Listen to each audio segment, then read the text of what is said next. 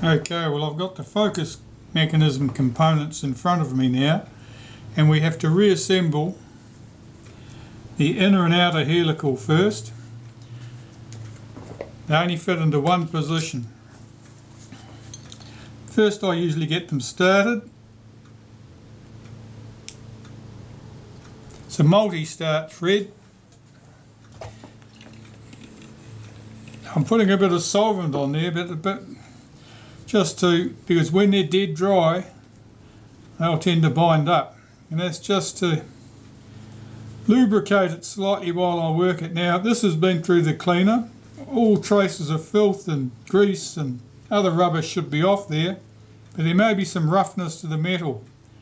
Now, I'm just working this brass against brass with a bit of lubricant, and it should just rub down any of those microscopic high spots which are causing any roughness. That's fine. So I'm revolving it now, and what I'm looking for are the alignment marks that I made, and I can see on the outer surface here, I bet you can't see that because it's only when it catches a light, there's 3 scratches in here, and on the inner there are 3 scratches here that I've made.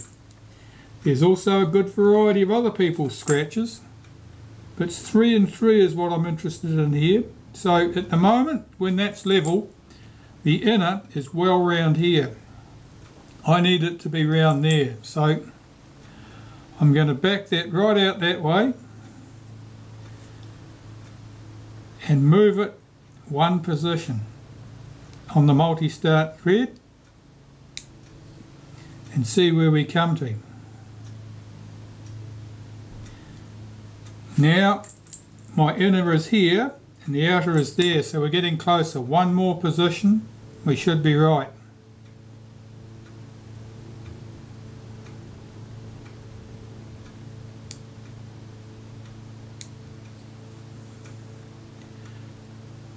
No, I've overshot. No, we're not quite there yet. Another one.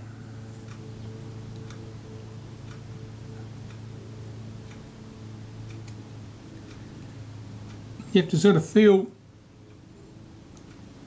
these threads roll into place. That's it. See where we are. Oh, now I've overshot that way. Need to come this way 1 or 2 positions.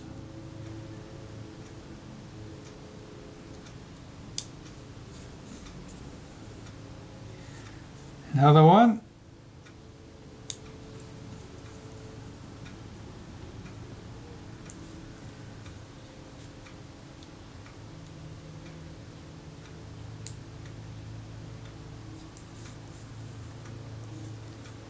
More.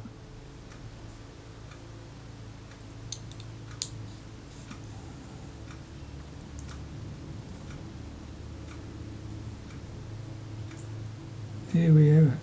Is that my mark?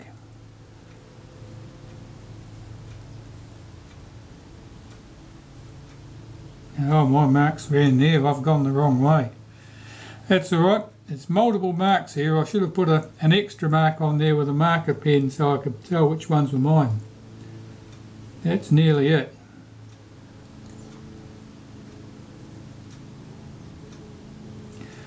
One notch this way.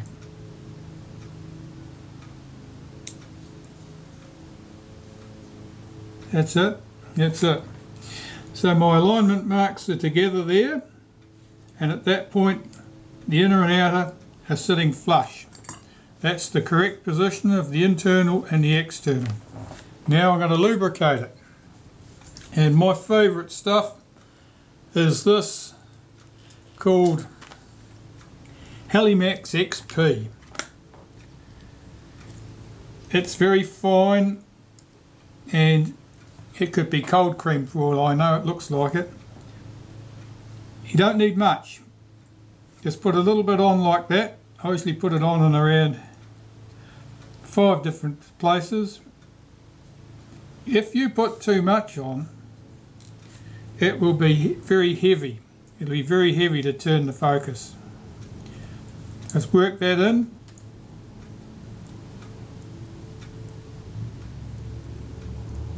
Now I'm just rolling it out to the front and make sure there's some in these front threads. Oh, I don't need that much.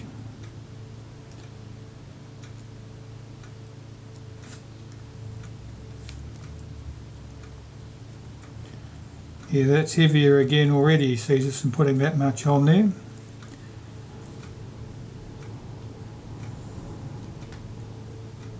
That's nice and smooth.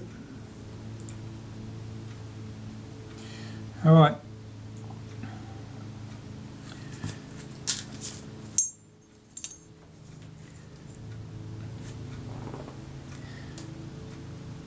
There are 4 grooves here on the back of the lens. 2 of them line up with these holes. Now those are the ones that fit over these posts here, the guide posts. Now I always put my scratches in the same place, at the bottom. This is the top, this is the bottom. I always put my scratches at the bottom so I know that this sits this way up. Putting a tiny little bit of grease in there where those posts are to run. It's there, the ones with the holes in it, and there. I put a smear of grease around the inside of that barrel face there and on that face. That's so the outer helical will run smoothly in here, and it doesn't need much. So this is the right way up. That's the hole there. That drops on. Now I check that, use a toothpick usually in one of these screw holes, just check that it runs smoothly. That's good. Here's the plate that holds it all together. You can tell which way it goes because obviously it's got countersunk holes for the screws there. Just put a little bit of grease on those inside edges where it holds down the outer helical. This fits in one place, it's got a notch here and a notch there, and it is held by 4 countersunk screws, or flathead screws as you might call them. And it'll help if I can find my screwdriver.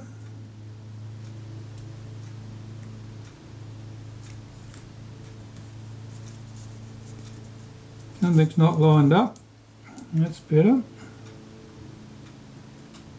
You can see which holes they go into because obviously they're countersunk. Now, if you've got this racked too far back, you'll have trouble screwing that down, so don't come back too far. I'm only putting these in lightly until I've got all 4 in place.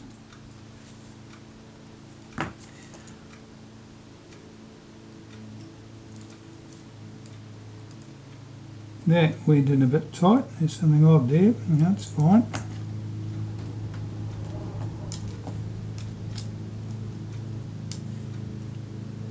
I had all these screws carefully placed so that they would be easy to find, and of course I've tipped them out so now they're not. That's the other one.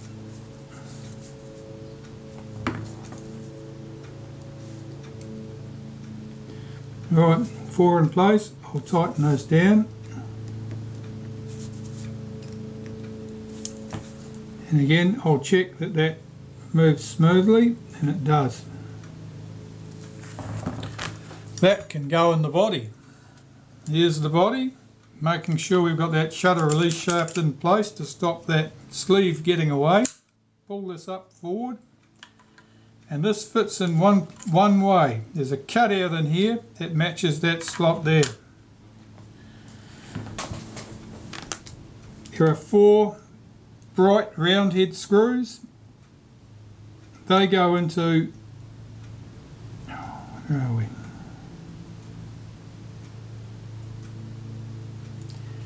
They go into there. Roughly speaking, it's the 1 o'clock, 4 o'clock, 7 o'clock and 10 o'clock positions. the longer bright screws.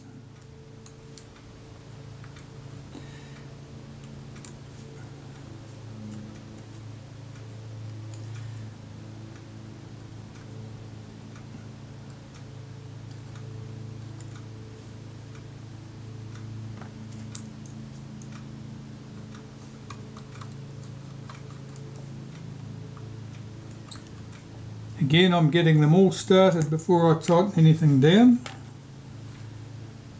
Have we got them all in place? I'm short one screw. That's a terrible disaster. What have I done? I'll just check my screw container. That isn't it. Here it is. I thought I had these all out in place, but obviously I didn't.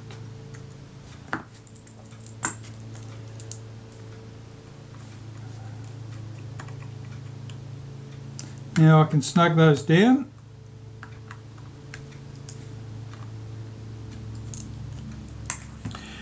Now if we push the bellows right back into place, push the front right back into place, there are 4 screw holes left.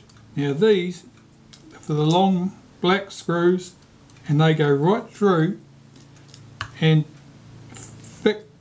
fix the bellows at the back in place. If you left these out, you'd have terrible light leaks.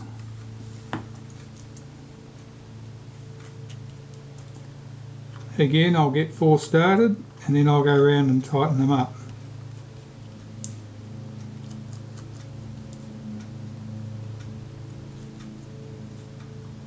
That's it.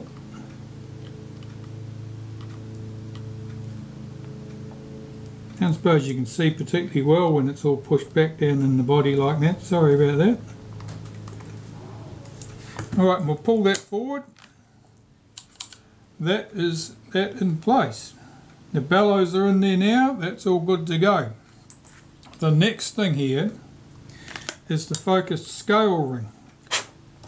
This has all been cleaned, and we have our alignment marks here that we carefully put in earlier to help us line it up. What you'll also see, which you can't see on the camera because it's too hard to see, is there will be faint imprints in the outer, in the focus scale ring, of where the original screw heads sat, and you can use them to judge that you've got things centered up just right.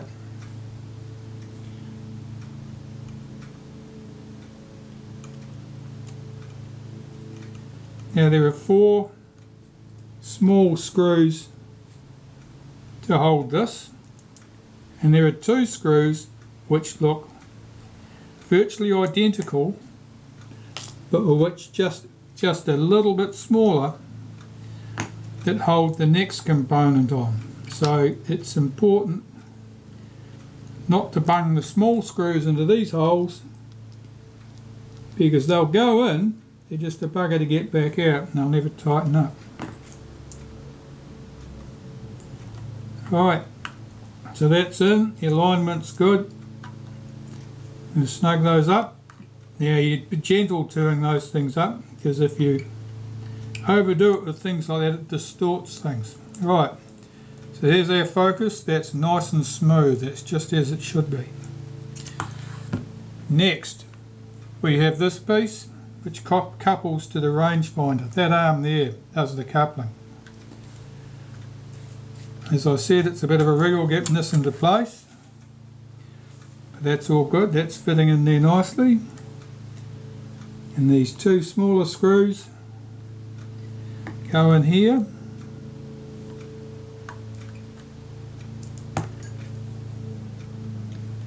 Again, I get the first one in place, and I get the second one in place, and then I tighten them.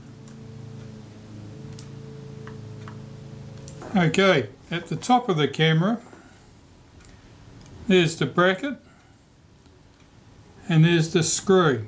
That's that screw that moves the rangefinder as you swing the shutter in and out, the focus in and out. So we'll just get that started.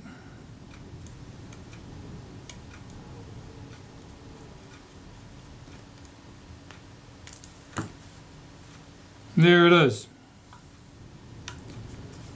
At that stage, I normally put a little tiny bit of grease onto that, into the slot, forward and aft of that screw. When we fold the front of the camera up, or if that shaft wasn't blocking us, we might.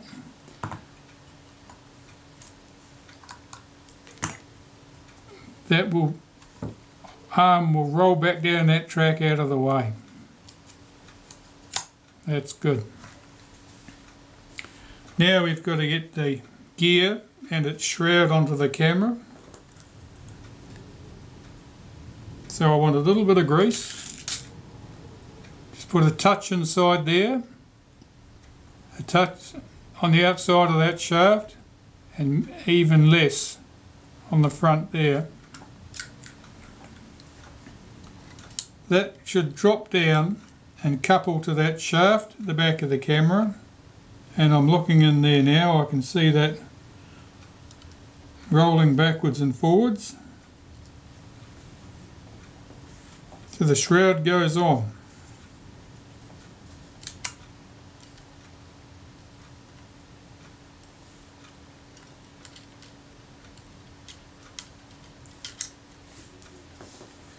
There are two small chrome screws for this.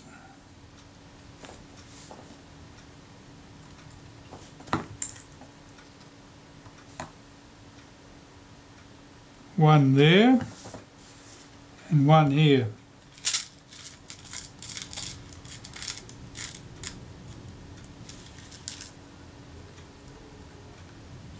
Not uncommon for those to be a little bit mutilated looking. Choose the prettiest one to go in this position where it can be seen. The other one you can't see, it's tucked down underneath. I normally put a little bit of pressure on here with my finger to hold this back that way. Very lightly, you don't need to do anything, just make sure it's at the end of its travel before I do those screws up.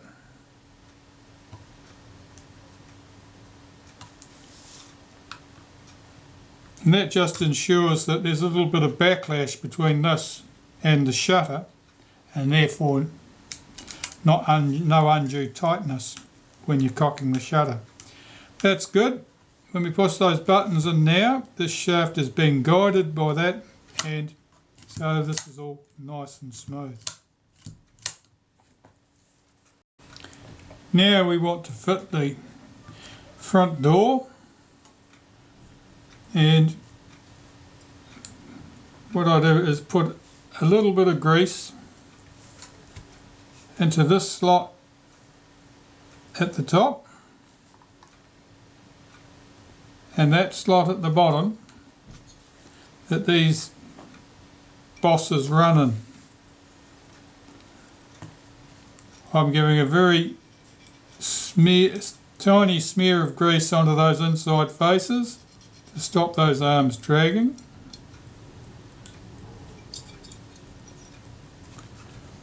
This slides into those slots top and bottom and drops back into place in the body. As I'd mentioned when I was taking this thing apart, there was a thicker washer at the top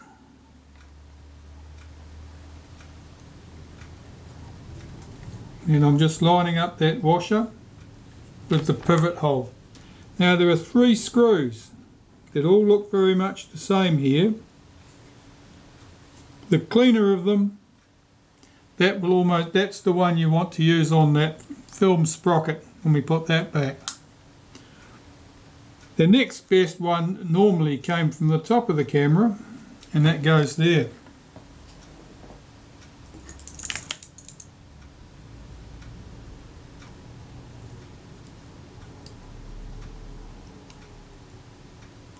Screws down into place.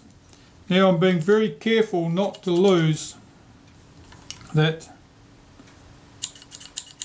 let that shaft come out, otherwise we could end up losing that sleeve down inside the camera, which is what happened to the lucky owner. So I'm making sure that doesn't happen. Now I did say when I was taking this apart that there would be either one or two thin washers here, and as it turns out there were two. One of them was hiding. And now I've got to get that into position.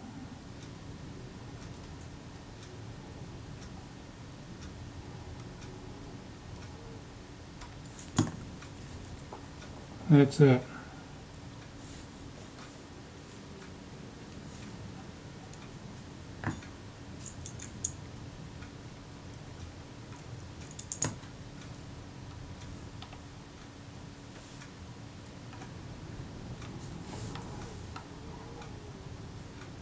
Trying to hold the door and two washers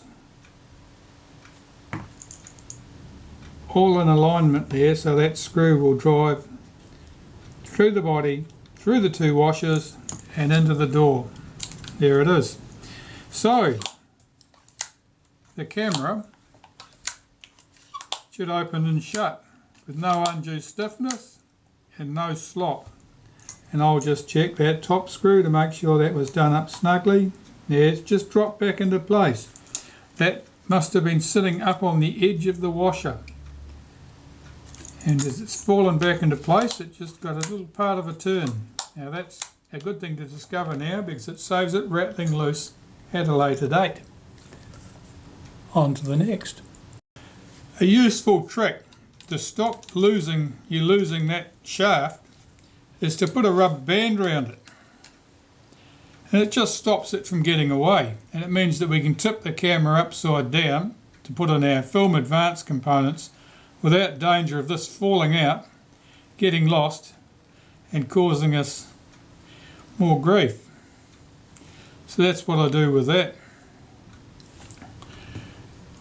Two components we're most interested in now are the lock lever shaft and the film release shaft, and I'm just putting some molybdenum grease, just a smear inside the holes that they run through, and that one there that the stub of the end of film lock lever runs in.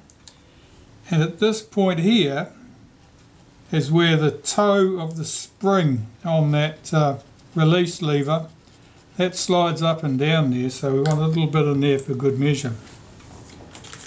We'll start with this. So this is the end of film lock lever. That just slides in. It's worth having a look at that to make sure there's no corrosion on there. I have seen them where they've been just a little patch of corrosion, and so they don't actually move. They stay stuck in the down position. And at the end of the film, at number 1, when normally they would pop into position and lock the advance, they do nothing. But it's a bit uncommon. Right, I need to find the clip. I'm holding that spring down with my thumb while I'm looking for the clip. Here's the clip, that little circlip thing. It slides into the groove. And with the side of the plot tweezers, I just give that a push and pop it into place. Then I normally rotate it so that this side is to the front, and it clears the film release button later on much better in that position. Right, so much for that piece.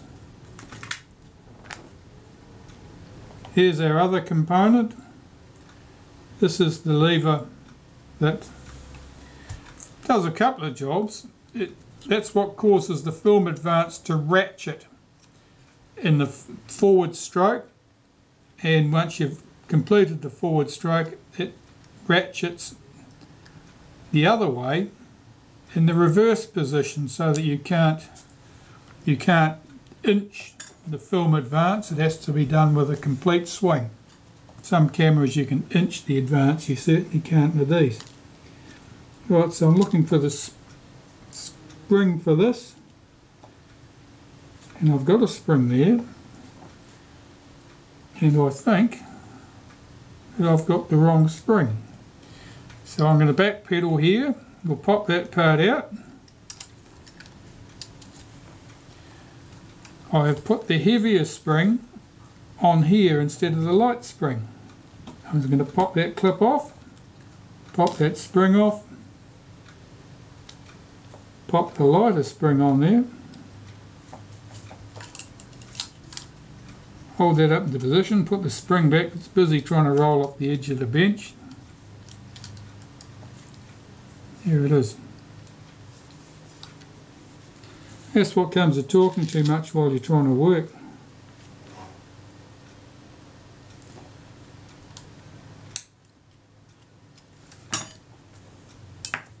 This time we'll see if we've got it right. Making sure that lever's, the spring on the lever is correctly aligned, and it is. And steer it around till it comes up through the hole in the top of the body. There's a certain amount of play there, so it can be a bit hard to line this thing up sometimes.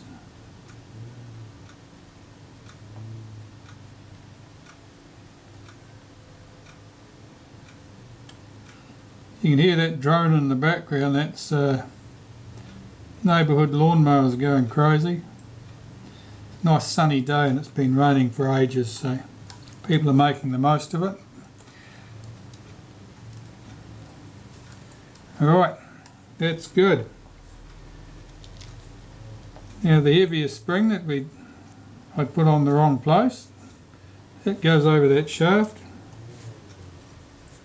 and that screw there, nice big head on it, that goes in.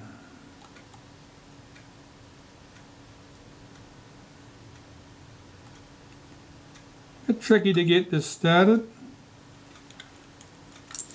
The shaft it's screwed into is split at the top. It's crushed in slightly so it grips that screw quite firmly, and so it's a bit hard to get it started. Right, let's just take that off for a second. Just checking the height. This screw ends up below the height of the film release shaft, so we can go down a little bit further, bit more. We're going to adjust that finally later anyway. That's good, that so that when you press the shutter release, not only does it release the shutter here, it also depresses that lock lever, which frees up the film advance for the next stroke. And all of that is supposed to happen at the same time. Right, I'm going to assemble the rewind knob now because I am nervous about losing my shutter release shaft, and this is a handy thing to hook the rubber band to. So here's the base or the collar. It has a little band inside there, a little sprung band. Now that's what gives it a little bit of grip to the shaft. So what I'm doing is I'm just putting a little bit of grease in there, making sure that's not dry. The shaft pops in, and I'm making sure that runs smoothly. That's in the neutral position, if you like. When you're rewinding film,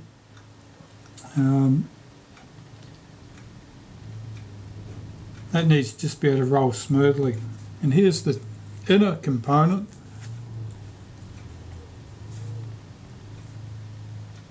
This is what allows you to lift the rewind knob to wind the film back without lifting the entire shaft out of the film cassette. It's just a bit more convenient for your fingers. There's a wee notch in here that connects to that tab, and I'm just making sure that's lined up, and it is. And so the inner can slide up and down inside there. Right, and so that can go on the camera. Now there's just 2 screws for that. Nice shiny countersink or flathead screws.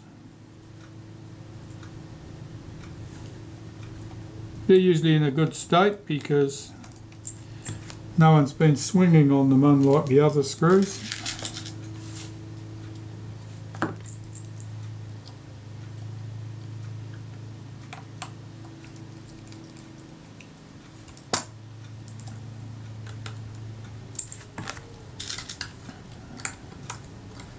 And that gives us something to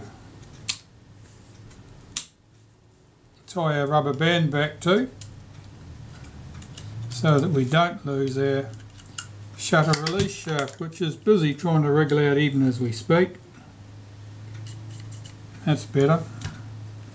I don't want that falling out. If that falls out, that sleeve is inclined to fall out of position, and when the camera's in the open position anyway, that sleeve can fall out of position, and then it's very hard to get it back into position. Normally it wants to try and fall down and behind into the bellows and create all sorts of problems. Right, so that is quite stable now.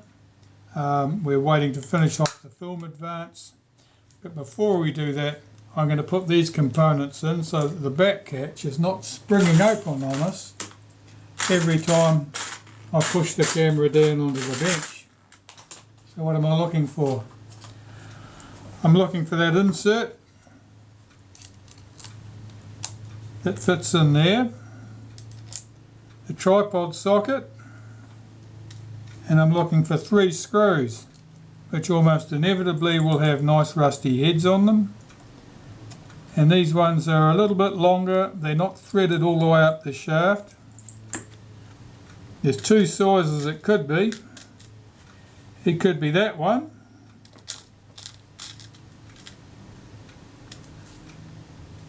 or it could be that one, but the longer of the 2 does the film advance lever. It's the shorter of the 2 we want.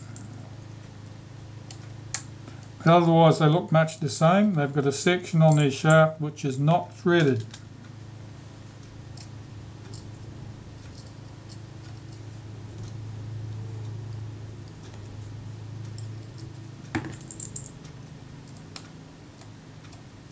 As before, I'll get all the screws seated, and once they're all seated, I will tighten them up. Now this was loose when we came in.